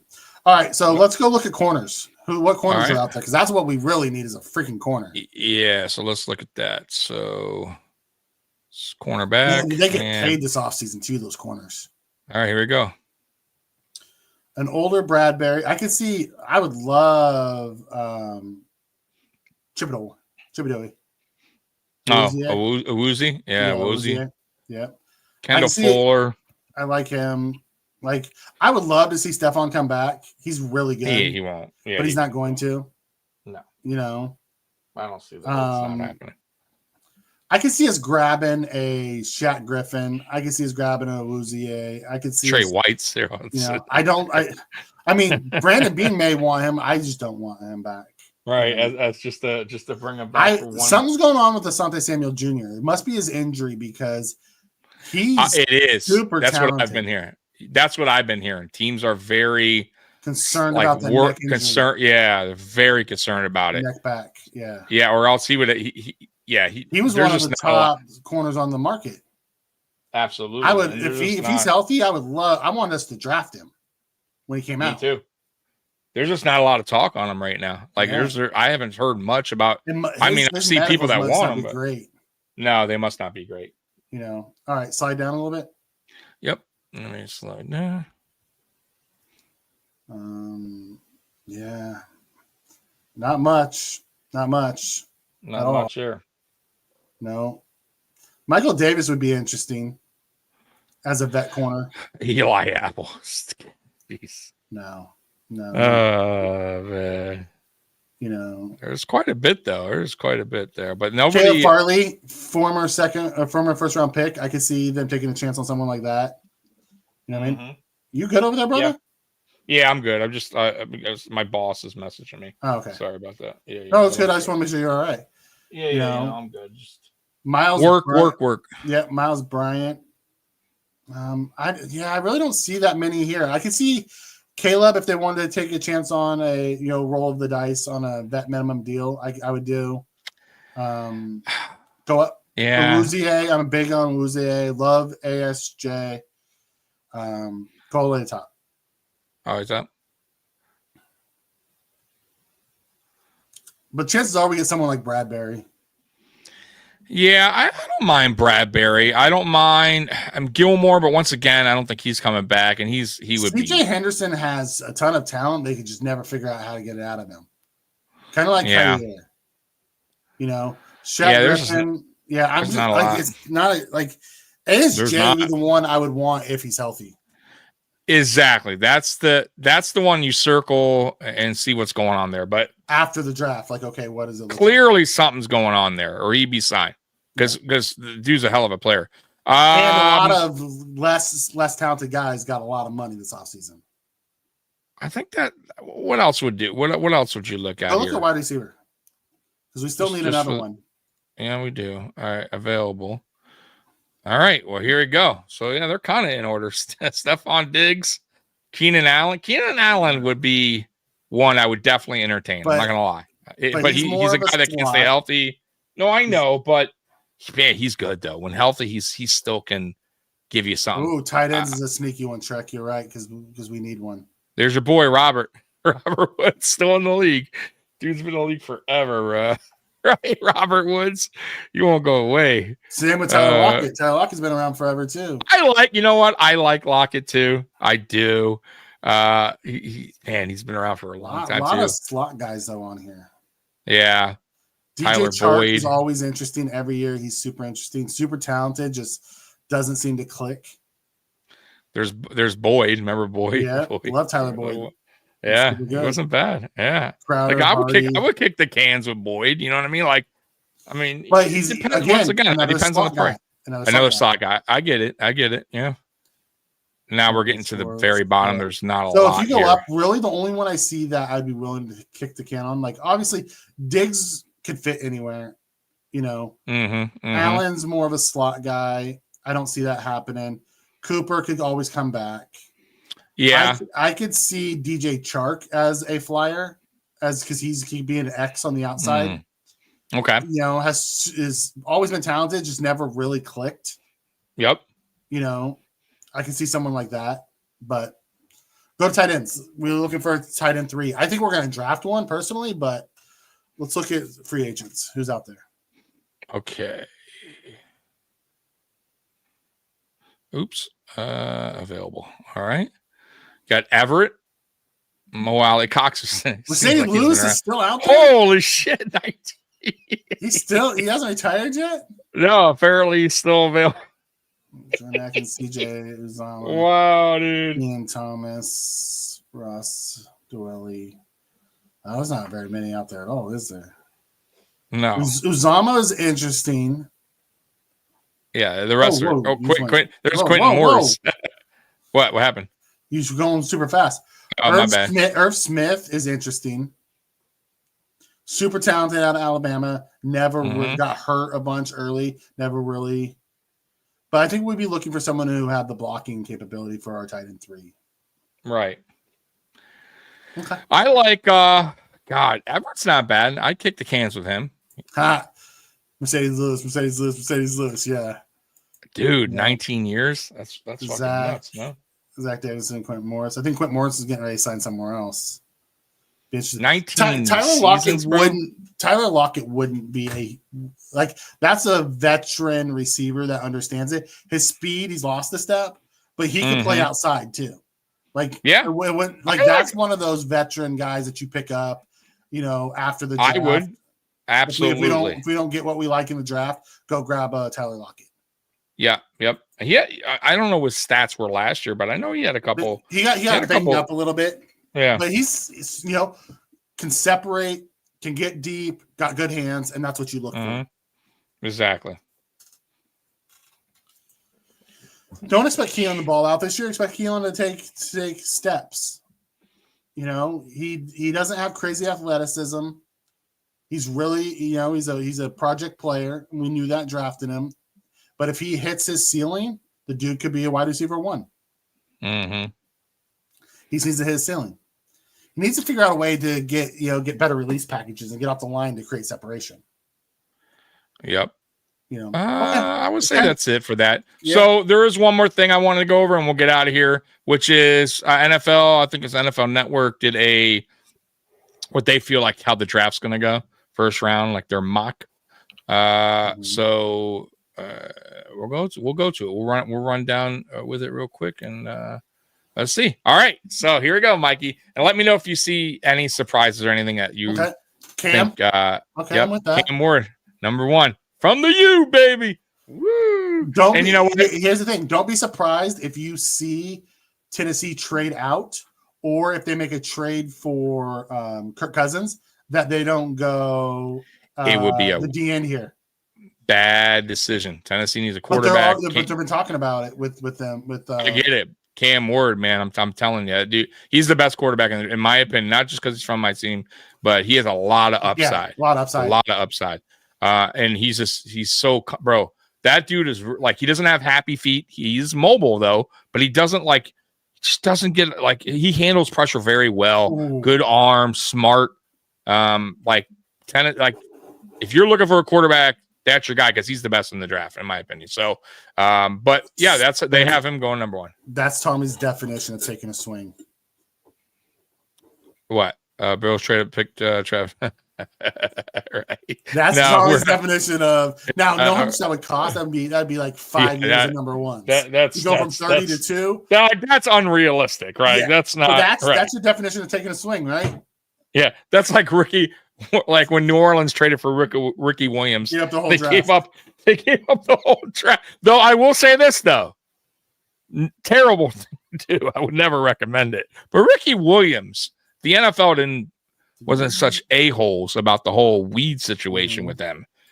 The dude could have had imagine his yards because he was out of the league for a while. He was a really good running back. Even when he played for Miami, he was putting up good numbers, bro. He killed us. Ricky Williams thrashed the Bills, man. Solid running back. But I don't know about giving up your whole draft. And not just our whole draft, our next two years draft. Right, yeah. To go from 30 to 2.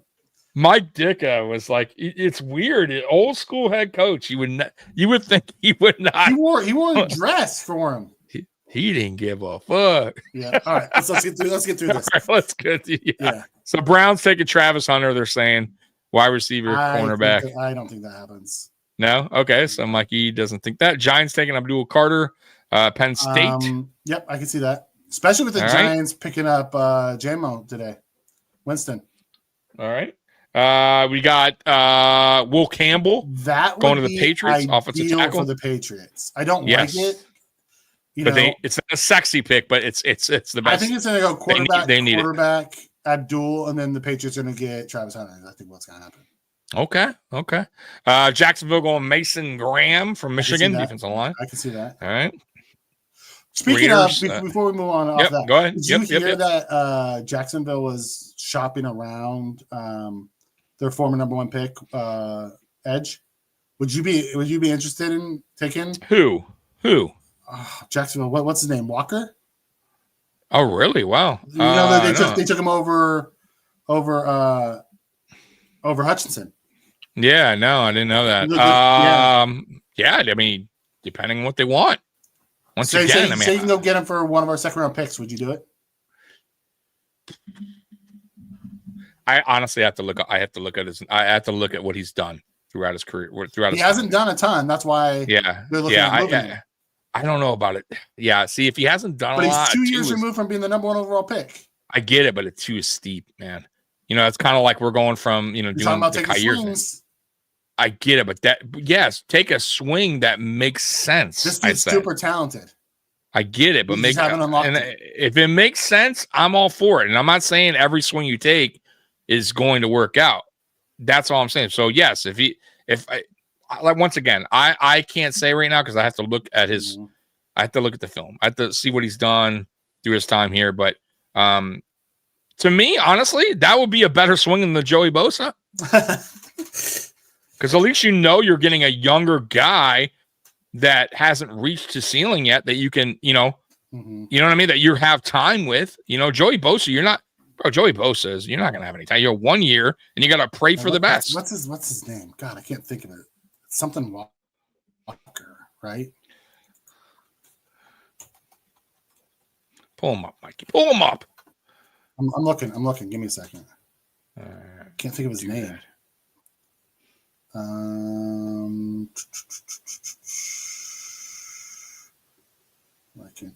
Trayvon Walker. Okay. Yeah. Trayvon Walker.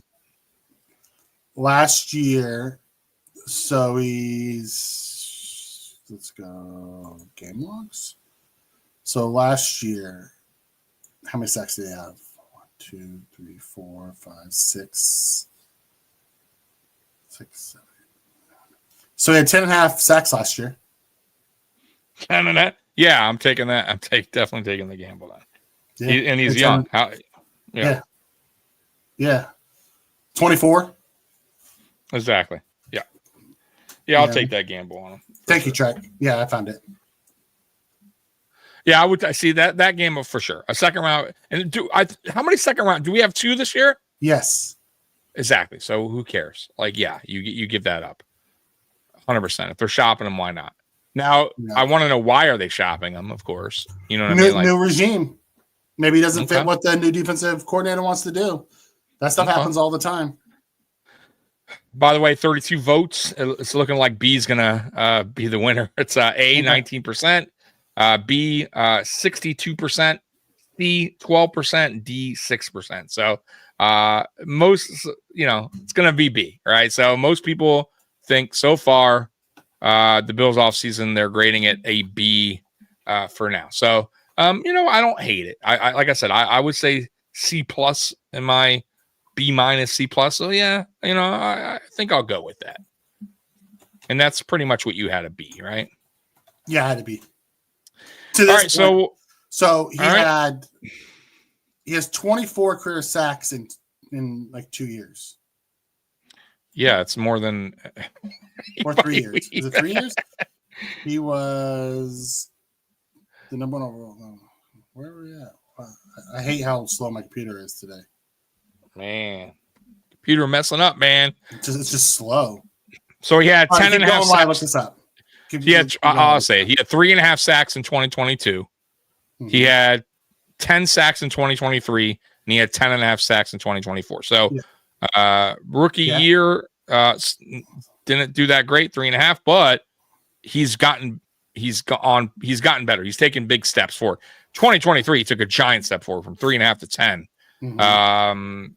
Big time. So I would say, he's a player that's improving year after year, it seems like. He's, by the way, if you want to look at the games he's played, 14 games started in 2022, 17 games in 2023 season, and 17 games 2024. It tells me he's healthy, obviously, which is a positive. And yeah, man, he had 1 interception in 2022, 3.5 sacks. 2023, he had 10 sacks. In 2024, he had 10.5 sacks. So, yeah, and he's available, which is he doesn't miss games. So okay. I would 1,000% give them one of our second round picks, since we have 2, if that's what they wanted for a player like that. For sure, because that tells me he has more room to grow. He's young. Mm-hmm. Yeah, that's a gamble you take. Now that is a swing you take. That's a young the player. swing that you're looking for, something like that. 1,000%, because he's a young player who's taking steps forward. He's not taking steps back. You know what I mean? It's not like a year thing. He would be available because he's going into year 4 and they have 2 years, and then they have to pay him. And they just paid Josh Hines Allen, so I don't think they're going to pay this guy too. So imagine So imagine you get this guy, and he produces. Then so what? Then you pay him. You know what I mean? Would you give up your first round this year for him? No, not a first round, but a second. But a second round for sure, because you got 2 of them. Like a second and a fourth, or something like that. Second and 4th, second and 5th. Sure, yeah, I have no problem.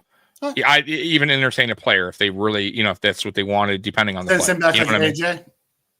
Exactly. Yeah, exactly. Hey, we'll take. You'll give you second, 5th, and AJ or something like that for him. Exactly, 100%. I have no problem with it. Young guy like that, and like I said, he's still on a rookie contract. You can work his contract out after that. You know what I mean? And then now you got your guy. Now you got 2 young guys, and you have 2 years with him on that rookie contract. Exactly. All right, I'm with you. And like I said, and you got a young guy, right? You got another young guy.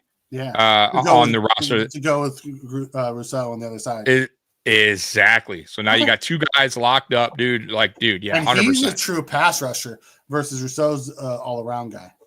Yeah, I'd have no problem with that.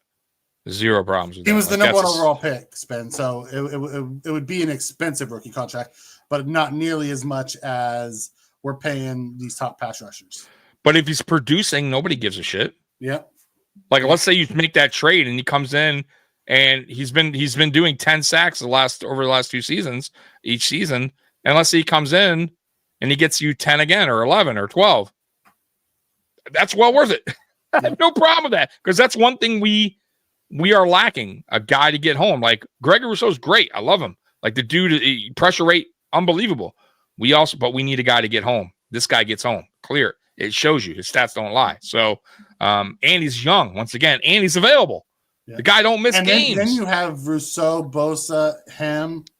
That'd be a fun little trio that you yes. Now we're talking. Now we go into the season going, okay, now the defense is starting to look younger, faster, meaner. You just got to fill that defensive tackle spot. That's all. You have Bosa as a throw-in behind those 2 young guys. Oh, okay, dude, I like right? That. Oh, dude, I'd be all for that, man. We'll see. It just, the thing is, man, Bean doesn't often trade for players. That's the only. I know. I'm just saying it's a pipe dream, but I would definitely. The rumor came out this week about they were looking at possibly moving him. If they're entertaining the idea, I am for sure making the call. If you have that extra second round, who gives a shit? It's you still have your second round pick. You still have one, so it's not like you're. I might even be willing to let my 1 go. Yeah, I mean, it's a 30th. It's basically a second round pick, right?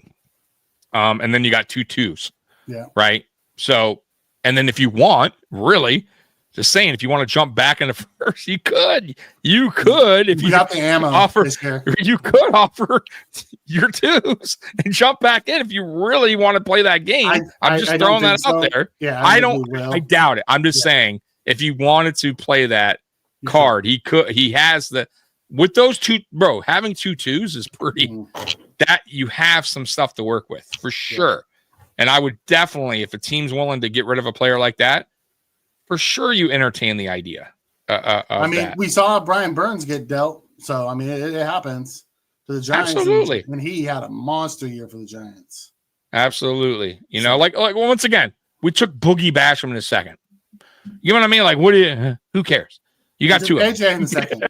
Right. AJ's been okay. He's been okay, but he's game not. Record. Right.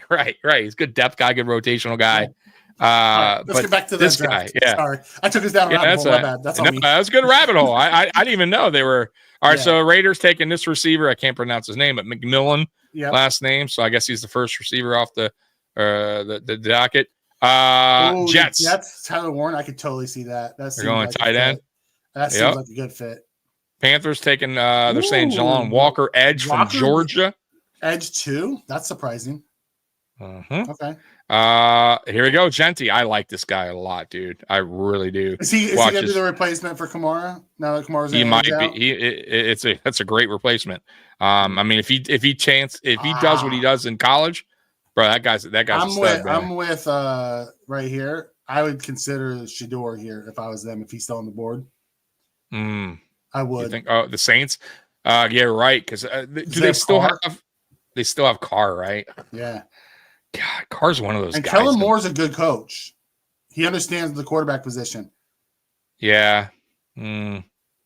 Sanders, though, he brings a lot to the table. I don't know, man. I'm not sold on him. I got to be honest with you. I'm just not sold on him. Some of his game, because I watched him last year. No, I know, but he was playing with a bad O-line too last year. I get it, but I just. I don't know. We'll see. We'll see. I'm really interested to watch him in the NFL and see what he does. Exactly. We'll see how he develops in the NFL. But luckily he has a father that can steer him in the right direction. Hopefully. Bears taking offensive tackle from Missouri. Membu. Miami Dolphins via San Francisco. Will Johnson, cornerback from Michigan. That's a good one. I could see that because they just lost Ward. AJ 30 and 62 for Walker and 36. I would do that right now. There's Sanders right there. They're saying Dallas Cowboys. Woo! You can see that too. Because they can get out of the year. Yeah. Boy. Dion want him to go there. Would Jerry do it? I can see it. Dude, hey, my boy Captain D. Captain D in the host. Hey, by the way, so we're gonna have what we're going to do just real quick before we move on. So we're going to do, and Mikey, I want you to be involved with this. I haven't, I've figured out a date yet, but I want to have Captain D come on and then we'll do another one with, and maybe we'll do it all, one episode. I'm going to see if I can get my Jets guy, Anthony, and we'll kind of do a draft special in a way to see, in a way, yeah, just kind of see what they would like. Just kind of get updated with each team and just kind of float around, have almost like an AFC East kind of show. Yeah, do like an offseason. Exactly, little offseason recap, free agency, how they feel their team, their direction, their team's heading in, what they're looking forward as far as the draft. So, Captain D wanted to do that, and it's a good idea. So, yep. So much praise for Genty. It could be real. I like Genty. I do. He's small though. He's small, but dude, he's a brick house, bro. Yeah, he brings it, man. Now, with that, once again, draft. This is the thing about the draft. You never know. He could be a bust, but so could Sanders. So could be Cam Ward. I mean, but what we only can go by what we see or what we saw in college. And dude, he is. He had an electric season. Yeah, he's legit. He's definitely the best running back. His success will also depend on where he ends up, because if you have a good that is true too, it's going to help him. But I think the Saints is if he goes there, that's a good a good landing spot for him. Yeah, but we'll see. Anyways, moving on. Didn't we just do the 49ers? Did they have 2 first-round picks? No, the trade from Miami. Oh, okay. Yeah. So Miami went up and got Will Johnson? Yeah, Miami. And then Dallas gets Shador, saying the San Francisco being Miami. Campbell makes sense because they just lost Dre Greenlaw to the Broncos. Mm-hmm. So that makes, and he's the best linebacker in this draft. Right there. Like that. See, replacement Dre Green. Like it might. He reminds me so much of Fred Warner. His play style. Knows. Yep. Sorry to be off topic. Rip Big Foreman You were a great one. No way. George Foreman passed away? Oh, I didn't know that. No. Did he really, Candy? For real? Oh, dude. That's man, George Foreman was awesome, dude. Great boxer. If that's what he's talking about. Oh my God, that sucks, bro. Like, he was a awesome boxer, awesome commentator, good dude, lovable. Like that like, dude, that's sad. That's rest in peace, Big George. And they had that movie a couple years ago. I watched a pretty good movie too. But yeah, it sucks, man. Rest in peace, Big George. By the way, they did him so dirty in that fight versus Muhammad Ali. They turned I felt bad for him. How they turned their back on him, because he wasn't a bad guy at all. But Ali was a great promoter and kind of shifted that, hate kind of on him. Age 76. Oh, too bad. It was great too when he made that comeback. He didn't sit in the corners between rounds. He stood, and all his workouts were like the Rocky movies, where he's like running in the snow and hitting lumber with like carrying like big ass tree stumps, right? Like he did the old school workouts. So great, man. Like, and dude could still hit. Knocked out Michael Moore, won the title, oldest heavyweight ever. Awesome, man. Awesome. So yeah, rest in peace, man. Big George. Yeah, that's a bummer. That sucks. Yeah. All right. So we got there. So next one, Colts taking the offensive lineman, Kelvin Banks. That makes a ton of sense. Yep. Falcons taking a safety. Yeah. Malachi Starks. Malachi Starks, best safety in the draft. That makes a ton of sense because they lost. They still have Bates. So then they pair Starks and Bates together is really good because Simmons was a 1-year deal. So that makes sense. All right. Cardinals going with Josh Simmons, offensive tackle. Building the line is never a bad idea. It's not. You got and man, if you can protect, give more time to what's his name? God, just had a brain fart. Murray? What's a quarterback? Yeah, Kyle Murray. Boy, like Kyle Murray he's underrated in my opinion. He's a good quarterback, and I feel like he took a step forward last year. So fast. He matured last year. Yeah, he's fat. That's what I'm saying. Young. So imagine, give him time. Young. He has a good arm. Surprisingly, he has a good arm because he's not a big guy. I'm surprised he's as durable as he is because he's little, but he doesn't get hit. He doesn't, dude. He doesn't, and like I said, he has a good arm. We should know. We should know all. Hail Murray. The Hail Murray. Bengals, Mike Green, edge from Marshall. That makes sense, especially if they're going to trade Hendrickson. Yeah. Seahawks going to Golden. That makes a ton of sense. Losing DK and Lockett, they need another wide receiver. They absolutely. Buccaneers going with the corner. They've been looking for one for a while, so that makes sense. Yeah. Broncos going with the running back. So 2 running backs off the list in the first round. Marianne Hampton from North Carolina. They need a running back badly there. That makes sense. And there's our guy if we wanted him. Going up 10 spots, I take that swing. I'd go to see if I could. Right, that's not that bad. Yeah, 10 spots. Switch with the Broncos, where the Broncos can then take Hampton at 30 rather than at 20, and we can go up and get Kenneth Grant. Right. I would do it. Yep, absolutely. So they got the Steelers taking Grant. Chargers going with a tight end, Colston Loveland from Michigan. So Michigan has some guys coming off the board in this draft so far. I think there was like 3 of them. The Packers. Packers just love to grab wide receivers now that Aaron Rodgers left. They love. Never grab wide receivers when Rodgers left. No problem. Yeah, no problem giving their quarterback help. Yeah. Vikings going with safety. Nick, I can't pronounce his name. Emanori. 25 Patriots via Houston going with the wide receiver out of Ohio State. That makes sense. Rams going Jackson Dart quarterback. I think that's the third quarterback. That would be such a perfect fit for Dart. Oh man. Yep. That'd be such a perfect fit for Dart. Yeah, it's not bad. Though I saw him in the playoff game or the bowl game, and he did not look good. No, but he had a bad game. McVay as a backup for a year or two behind Stafford. Give him a chance to grow. That's a perfect situation for him. I agree. I agree with that. Ravens going. Man, Shamar Stewart lasts until 27. We better be moving up to grab him. Okay. Okay. Detroit Lions going with the offensive lineman. So they're stacking up their line. Their line's already good, but we'll see Donovan Jackson. I think they'll go more D-tackle on the defense than on the offense. I do too. And their offense is already set. Unless one of their interior guys is getting ready to come up on free agents and they don't have the money, then they need to replace him. So that would be smart. But I can still see them go D over O. But Commanders are saying they're going to take an edge.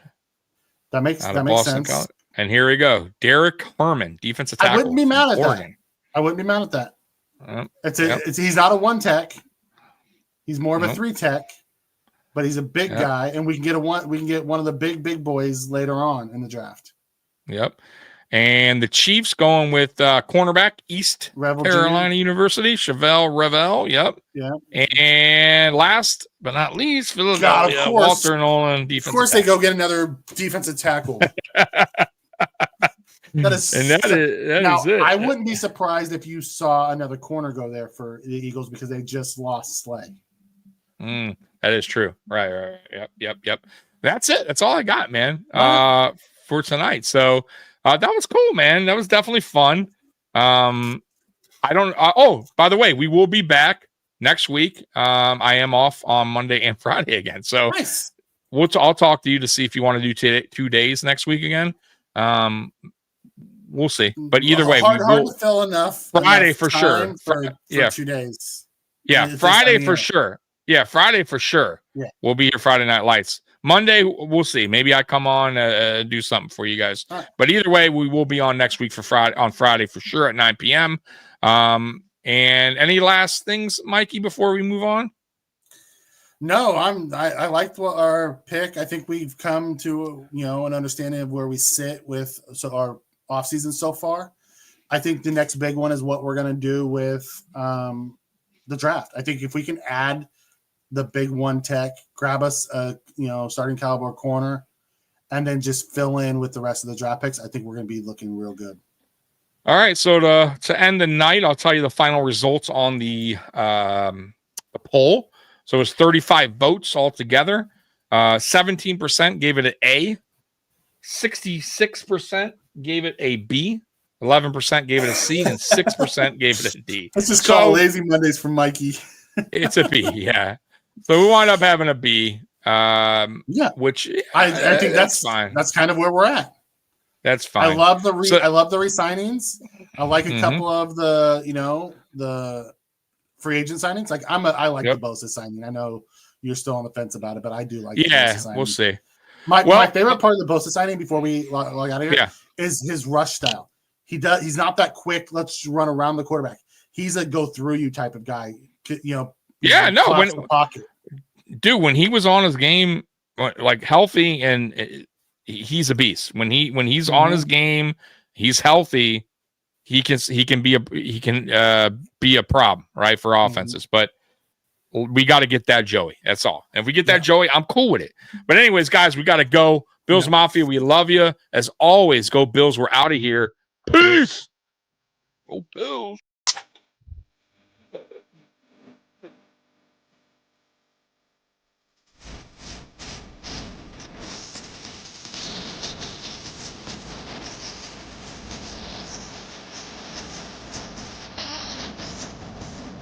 Oh.